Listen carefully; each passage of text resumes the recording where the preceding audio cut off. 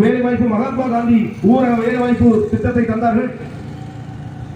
மாணவ செல்வங்களுக்கு கல்வி கடன் திட்டத்தை தந்தார்கள்.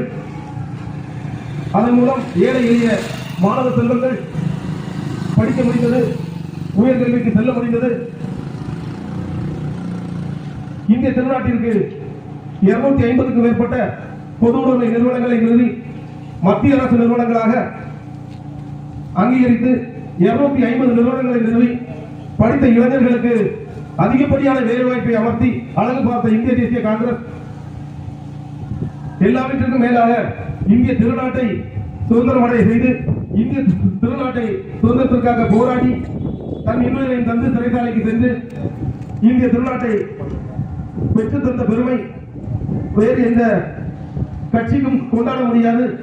அதில் ஒரே ஒரு பார்ட்டி இருந்தால் இந்திய தேசிய காங்கிரஸ் என்பது மாற்று கருத்து கிடையாது. இந்திய சுதந்திர போராட்டத்திற்காக மகாத்மா காந்திஜி அவர்களை RSS குண்டர்கள் கொண்டார்கள். அன்னை இந்திரா காந்தி அவர்களை படுகொலை செய்தார்கள். அன்பு தலைவர் ராஜீவ் காந்தி அவர்களை படுகொலை செய்தார்கள். இந்திய திருநாட்டிற்கு இவர்கள் செய்த தியாகம், RSS அமைப்பினர் பாஜக செய்த தியாகம், நமது இந்திய தேசிய காங்கிரசின் தலைவர்களை கொண்டது மட்டுமே வரலாறு.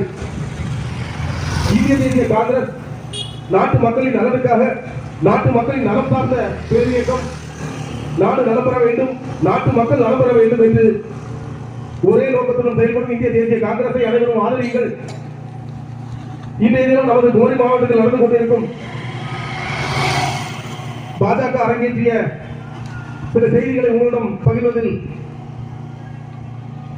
தங்க நாற்காலி சாலை திட்ட பணியினை முடக்கி போட்ட பெருமை பாஜக அரசை சாரும்.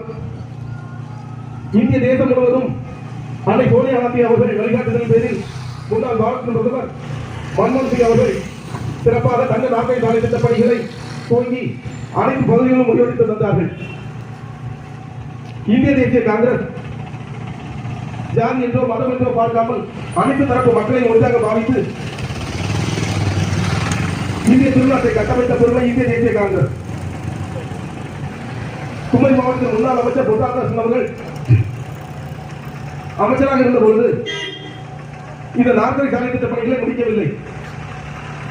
மாறாக கழிந்த சட்டமன்ற தேர்தலில் தோல்வியை தருவதற்காக அவர் இந்த தங்க நாற்காலி சாலை திட்ட பணியை முடக்கி போட்டு இந்திய தேசிய காங்கிரஸை சார்ந்த பாராளுமன்ற உறுப்பினர் அன்பு தலைவர் விஜயலட்சுமி MP அவர்கள் பாராளுமன்ற உறுப்பினராக உள்ளார். அந்த பெருமை அவரை போய் சேர்ந்து விடக்கூடாது.